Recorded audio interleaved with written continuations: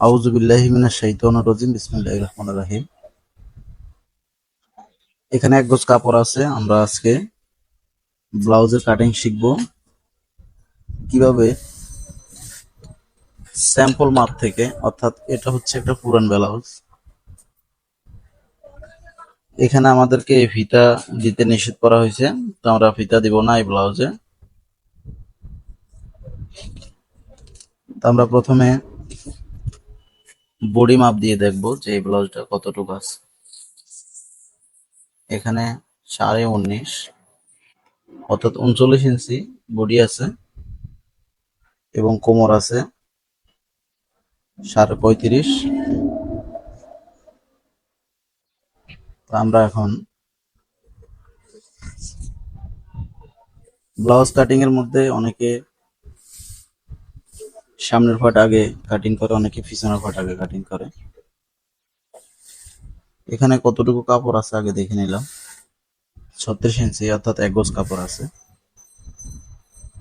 প্রথমে আমরা আজকে সামনের পার্ট কাটিং করব। এই সামনের পার্ট কাটিং করার জন্য আমরা বডি মাপ দিয়ে দেখলাম যে আমাদের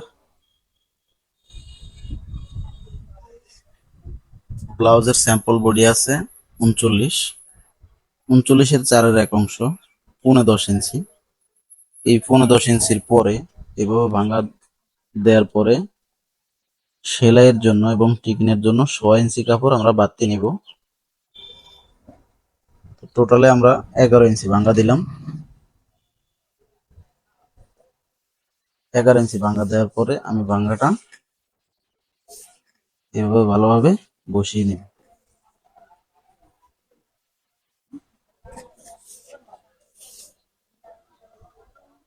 আপনার যদি ব্লাউজের বডি 36 হয়, 34 হয়, 37 হয়, 38 হয়, 40 হয়, যাই হোক না কেন আপনি 4/1 অংশ দিয়ে এভাবে কাটিং করবেন। অর্থাৎ 4/1 অংশ দেওয়ার পরে বাড়তি 1.5 ইঞ্চি কাপড় নেবেন। তা আমরা এখন নিচের বর্ডারের জন্য এইভাবে কাপড়টা প্রথমে আমরা একটু সোজা করে নিব। এরপরে নিচের বর্ডারের জন্য এরকম একটা স্কেল নিয়ে নেবেন। এক স্কেল কাপড় এইভাবে রেখে দিবেন নিচের বর্ডারের জন্য। এরপরে ব্লাউজের লম্বা, এখন এই স্যাম্পল ব্লাউজের লম্বাটি হচ্ছে 14 ইঞ্চি। ভালোভাবে লক্ষ্য করবেন। এবং এটার কান্দি হচ্ছে 10.5 ইঞ্চি। তো প্রথমে আমরা এক স্কেল নিচের বর্ডারের জন্য রাখার পরে 14 ইঞ্চি ব্লাউজের লং এ একটা দাগ দিলাম। দাগটা আমি একটু টেনে নিলাম। এরপরে কান্দিতে আমরা যে একটা সেলাই দিই, এই সেলাই সর্বোচ্চ 1/2 ইঞ্চি চওড়া হয়, ওই পরিমাণে আমি বাড়তি কাপড় রাখলাম।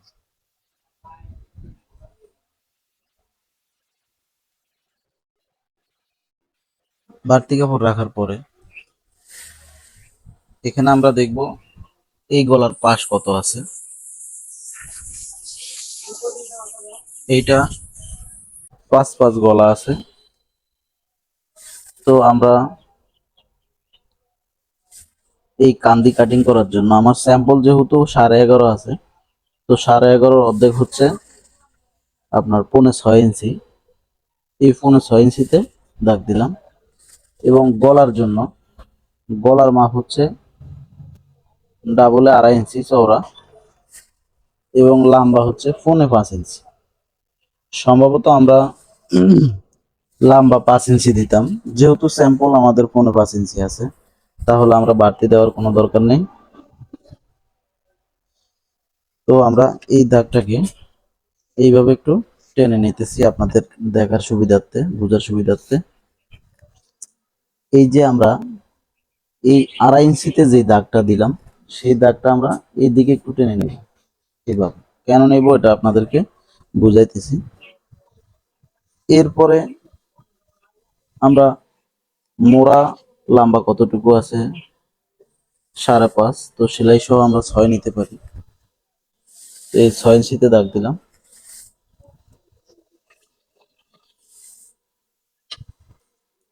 এরপরে 15.5 ইঞ্চি, ওই যে 39 ইঞ্চির 4/1 অংশ 15.5 ইঞ্চি।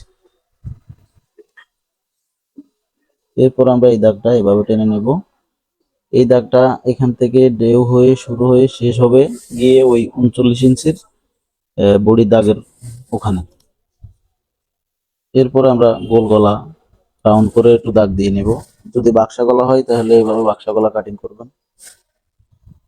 এখন আমাদের যে টিকিন গুলো দেয়া হয়, এখানকার যে টিকিন গুলো দেয়া হয়, সেই টিকিনের জন্য এই উপর থেকে 8.5 ইঞ্চি নিচে একটা দাগ দিব। সেই দাগটা আমি এভাবে টেনে নেব। এখন এই যে গলার 2.5 ইঞ্চি যে দাগটা আমি এইদিকে আনলাম, সেই দাগটা এখানে একটা টিকিনের লাস্ট মাথা হয়ে গেল।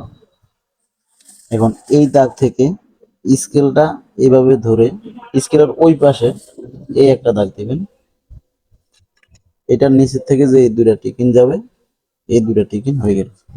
এখন এই কর্নার থেকে এই মোড়ার যে কর্নার আছে, এই কর্নার বরাবর এইভাবে দাগ টেনে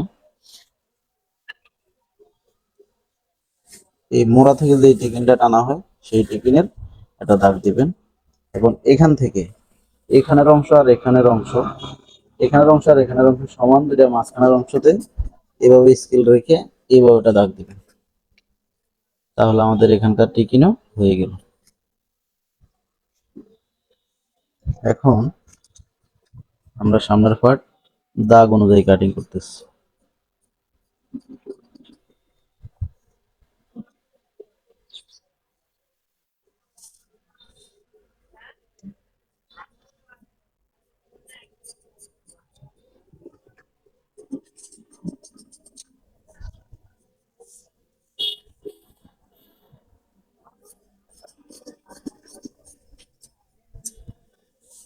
এখানে আমি টিকিন দিয়ে নিতেছি যাতে করে আমার টিকিন দেওয়ার সময় সুবিধা হয়।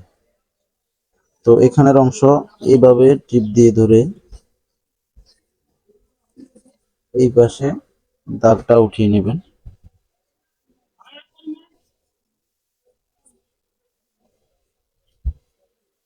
এখান থেকে এভাবে যাবে, এভাবে যাবে, এইভাবে আসবে, এভাবে যাবে।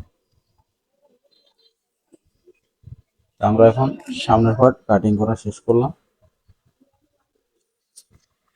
এখন পিছনের পার্টের জন্য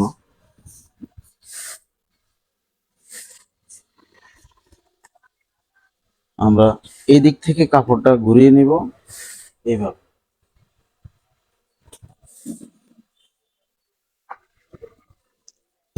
সেম একইভাবে আমরা এভাবে ভাঙা দিব।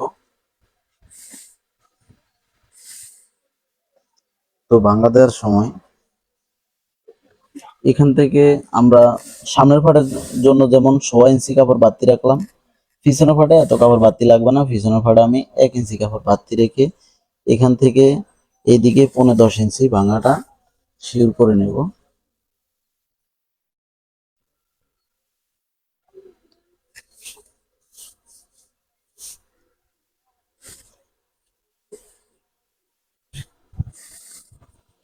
আবারও বলছি, এখানে আমি 1 ইঞ্চি কাপড় বাড়তি রেখে এখান থেকে এদিকে 15-10 ইঞ্চি, 4/1 অংশ 15-10 ইঞ্চি 4 ভাগ করলে 4 দিয়ে গুণ করলে আপনার 39 ইঞ্চি হয়। তো এটা আমি পিছনের ভাগের জন্য নিলাম। এরপরে এই সামনের পার্ট এটার উপর আমি রাখবো। রাখার সময় এই যে পিছনের পার্ট আছে, এই পিছনের পার্ট থেকে উপরের পার্ট রাখার সময় আমি উপরের পার্টটা 1/2 ইঞ্চি নিচের দিকে বাড়তি রাখলাম। এই যে এইভাবে দেখুন, এই বাড়তি রাখলাম, রেখে এদিকের অংশ সমান থাকবে, এদিকের অংশ সমান থাকবে। আমার নিচের পার্টটা এই যে দেখুন উপরের পার্টের চাইতে একটু ছোট আছে, তার কারণ হলো আমার সামনের পার্টে অনেকগুলো টিকিন হবে কিন্তু পিছনের পার্টে মাত্র 2টা টিকিন হবে, সেজন্য ওখানে এত বাড়তি কাপড় লাগবে না। তো গলার মাপ আমি মাপ অনুযায়ী সামনের পার্ট যেভাবে কাটিং করলাম ঠিক ওইভাবে কাটিং করে নিতেছি। অনেকের আবার পিছনের গলা সামনের গলার চাইতে বড় থাকে, তখন এইভাবে পিছনের গলা সামনের কাপড় সরিয়ে পিছনের গলা বড় করে নিতে পারবে।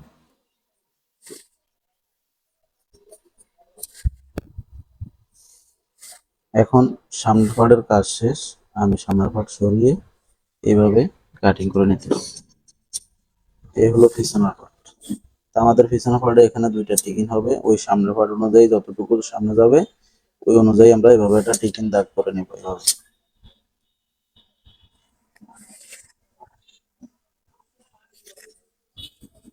এইভাবে একটা টিকিন চলে যাবে।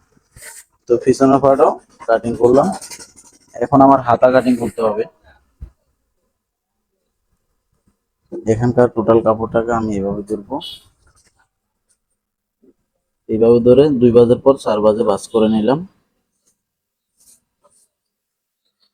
এই পাশে যেহেতু পায়ের আছে সেহেতু আমি হাতা ভাঙার জন্য এত বেশি কাপড় রাখবো না, যেহেতু কাপড় শর্ট। এখন আমি দেখব যে আমার স্যাম্পলে হাতার লম্বা কত আছে। হাতার লম্বা আছে 8 ইঞ্চি। এখন এই দাগ থেকে 8 ইঞ্চি এখানে কাপড় আছে কিনা দেখে নিতেছি। হ্যাঁ, কাপড় 8 ইঞ্চি আছে। এখন এখান থেকে আমরা 3 ইঞ্চিতে এইভাবে একটা দাগ দিব, এই দাগটা আমরা এইভাবে টেনে নিব।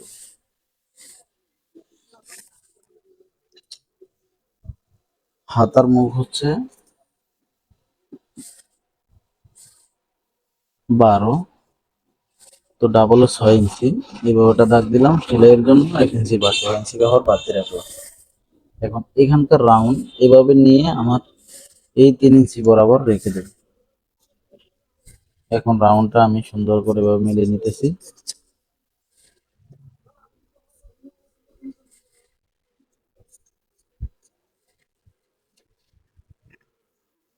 এখানে উপরের দুইটা কাপড়, এই দুইটা কাপড় আলাদা করে এখানে আমরা তাল পাট কাটিং করে নেব। হাতা লাগানোর সময় যেই পার্টে এই তাল পাটটা কাটিং থাকবে ওই পার্ট সামনের দিকে রাখতে হবে। এই দুইটা হাতাও কাটিং করে নিলাম। কাটিং করে নেওয়ার পরে এখান থেকে আমি বুতাম ফিলেটের জন্য একটা বুতাম ফিলেটের কাপড় নিলাম। বাকি কাপড়টা দিয়ে আমি একটা গায়ের ফিলেটের জন্য কাপড় নিলাম। এখন যে গলার কাপড় প্রয়োজন, গলার কাপড় আমরা এখান থেকে চিকন করে কেটে কুচি গলাও করতে পারবো, এবং যদি রাউন্ড গলা করি তাহলে এই রাউন্ড গলা এভাবে এখান থেকে একটা, এভাবে এখান থেকে একটা কাটিং করে নিতে পারবো।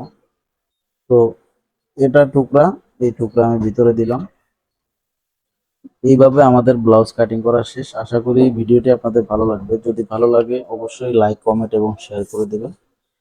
আপনি যদি আমাদের চ্যানেলে নতুন সাবস্ক্রাইব হয়ে থাকেন স্বাগতম, যদি পুরনো হয়ে থাকেন আপনাকে অসংখ্য ধন্যবাদ। এবং আমাদের ভিডিওটি কেমন লাগে অবশ্যই আপনার মতামত জানাবেন। ভালো থাকবেন সবাই, দেখা হবে অন্য কোনো ভিডিও নিয়ে। আল্লাহ।